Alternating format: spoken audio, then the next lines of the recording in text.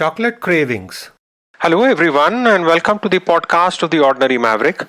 This is Ajay, your host, an ordinary maverick, sharing real life thoughts and experiences and maverick tips. If you haven't hit the subscribe button yet, please do so, and you will not miss another episode. Recently, Sanjana and I were having a quiet evening at home.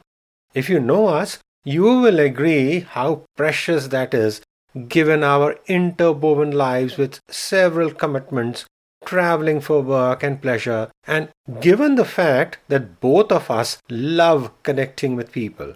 All of that doesn't lend itself well with having quiet evenings. However, as Mavericks will understand, we need our me time and evenings spent in our home with zero agendas and just chatting, reminiscing with periods of comfort silence are ones we both value and selfishly preserve. We need these to continue doing what we need to do. Comfort silence. Heard of this phrase before? For us, it's been a measure of love, of joy, of calm, and stability. Think about it. Who you can share moments of comfort silence with? We all need these moments. Well, more on this in another episode. For now, I just wanted to share what we spoke about, and it was chocolates. And the reason was the recent harrowing experience we had with it. We know about cravings and the desire to eat something. It crops up on you from out of the blue, and suddenly that's all you can think of. Well, we as humans have that, but do animals too? What about dogs? Don't quite know if it was a craving, but we had our pup, Cleopatra, Cleo for short, recently eat up a full chocolate bar. Cleo is a darling, the smartest, kindest, most loving, playful, and sensitive dog, and we are so lucky to have her as part of our family. She's our daughter's pup and was staying with us for some time as Niharika, our daughter, settled into her new home in a new country. More on Cleo's name and her exciting travel log some other time. The morning that Cleo had the chocolate started off like any other. The routine was the same. Cleo would have her breakfast meal and then go up and snooze or stay down depending on where we were. Well, that day, Sanjana was busy downstairs and looked for Cleo after a few minutes, who had gone upstairs. Calling out for Cleo got no response, so Sanjana went looking for her. Imagine the scene.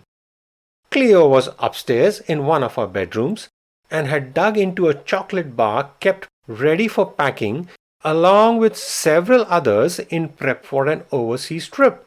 The whole thing was bizarre. Cleo has never eaten anything that was kept on top, like a table or chair or a bed. And not like this, so quietly. If it had been something else, perhaps the chaos and panic wouldn't have been quite so much. But chocolate is poison for dogs. What ensued is etched in our minds forever. Calls to the poison board to determine the amount of chocolate ingested relative to Cleo's weight, multiple calls to the vet followed by an emergency visit, charcoal treatment to help Cleo take out some of the chocolate and foil, all-day observations with continued monitoring. Poor Cleo, she was exhausted, and yes, so were we. Must say, we learnt so much about chocolate and dogs and doses and emergency treatments. But it was all worth it. Our darling Cleo was fine. Luckily, the dose of chocolate that she had ingested was well below the lethal dose, and the foil didn't seem to have had any after effects. No doubt she was exhausted by the day at the vet and all the monitoring, charcoal treatment, and was not her usual self that day. She jumped back to her fun-loving, playful self in a day, and to all our delight. Of course, she wasn't getting into any chocolate ever again. Speaking of chocolate, over the years we have had some real fun experiences. One of which always brings a big smile to our faces is the chocolate game. It was one of our most popular games in our kiddie parties. We always tried to do something fun for our girls' birthday parties over the years. When they were little, games were a key part to keep kids entertained and have fun at the same time. But the chocolate game was one where we adults were also entertained. This one game was all about a giant, hard, cold chocolate bar just out of the refrigerator, kept in the center, which kids got to sample depending on the numbers that came up at the throw of dice. So, for example, a perfect 6 on the dice gave you a chance to eat chocolate and continue eating it till someone else got the perfect 6. And then there is a but. Yes, a very big but. You had to cut the chocolate using a butter knife before popping in your winning the roll of dice. Was hilarious watching everyone trying to cut it, and it's not easy given that it was cold, hard, there's tons of pressure on you. You want to eat the maximum or the biggest chunk, gobble it down, try to eat as much as possible before your turn was up. Always brought some happy tears, and the game never disappointed.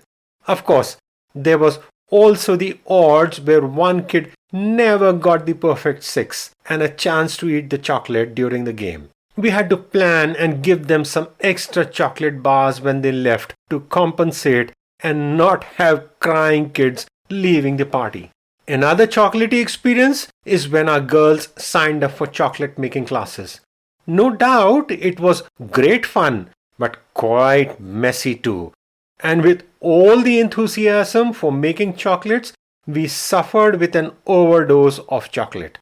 Honestly, didn't want to see or have anything to do with chocolate for quite some time. Fellow Mavericks, here are some fun facts about chocolate. You know, chocolate comes from a fruit tree and it's made from a seed. It takes about 400 cocoa beans to make 1 pound of chocolate. Each cacao tree produces approximately 2,500 beans. Well, you can do the math now. One really must work hard to produce chocolate. Theobroma cacao is the name of the tree that produces cocoa beans. And you know what? It means food of the gods. And that feels so apt. Am I right? It takes 2 to 4 days to make a single serving chocolate bar, and we should savor it. Enjoy each bite.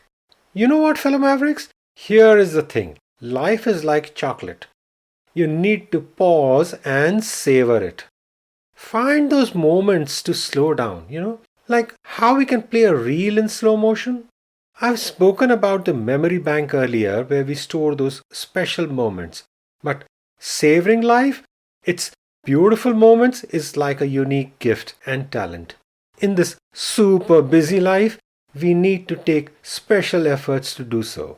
Savoring is one thing, but let me ask you to pause for a moment and remember the moment you got a box of chocolates and opened it with excitement and anticipation, not quite knowing what's inside, what flavor, and what shape. The famous quote from one of my favorite movie, Forrest Gump, holds true. Life is like a box of chocolates. You never know what you're gonna get. Life is full of surprises. One never knows what one will get, but whatever it is, enjoy it, savor it. Like chocolate comes in different flavors and types, some of which you like, some of which you don't. But it's all an experience, isn't it? Chocolate looks the same from outside, but one bite and the taste is unique. Life is just like that. And like one enjoys the different flavors of chocolate, let's enjoy the different flavors and experiences of life. Just as one cannot know the taste of chocolate until you eat it, one cannot understand life's true essence until experienced. And another thing, just like sharing a box of chocolate with someone gives us pleasure, sharing life with someone makes it beautiful. Could be family, friends, colleagues, community. We thrive in sharing experiences and get through life together. So, fellow Mavericks, the next time you're biting into a piece of chocolate, take a moment and savor the experience. Hold the anticipation as you open a box of chocolates.